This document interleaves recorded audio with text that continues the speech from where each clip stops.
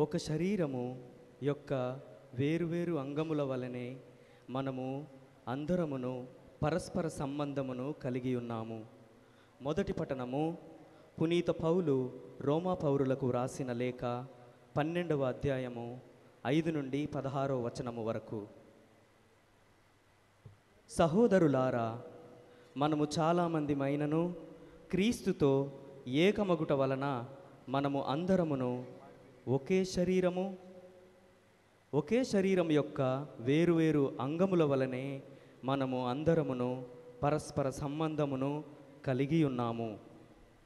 దేవుడు మనకు ఒసగిన అనుగ్రహమును అనుసరించి మనము విభిన్న కృపావరములను కలిగి ఉన్నాము కనుక వానిని వినియోగించుదాము.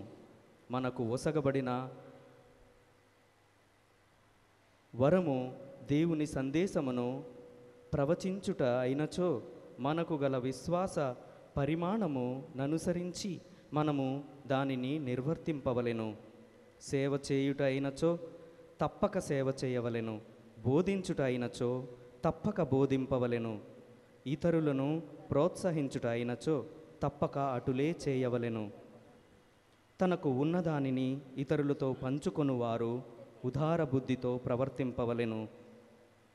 అధికారము కలవాడు కష్టపడి పనిచేయవలెను. ఇతరులపై కనికరము చూపువాడు సంతోషముగా అటుల చేయవలెను. ప్రేమ నిష్కపటమైనదై ఉండవలెను. చెడును ద్వేషించి మంచిని అంటిపెట్టుకొని ఉండుడు. ఒకరిని ఒకరు సోదర భావంతో ప్రేమించుకొనుడు. ఒకరిని ఒకరు గౌరవించుకొనుటకై త్వరపడుడు. సోమరులై ఉండక కష్టపడి పనిచేయుడు. భక్తిపూరితముగా హృదయముతో ప్రభువును సేవింపుడు. మీ నిరీక్షణలో ఆనందింపుడు. కష్టములో ఓర్పు వహింపుడు. సర్వదా ప్రార్థింపుడు. అవసరములలోనున్న సోదరులను ఆదుకొనుడు.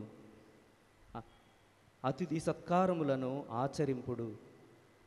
మిమ్ము హింసించు వారిని దీవింపుడు. వారిని శపింపకుండా దీవింపుడు. ఆనందించు వారితో ఆనందింపుడు.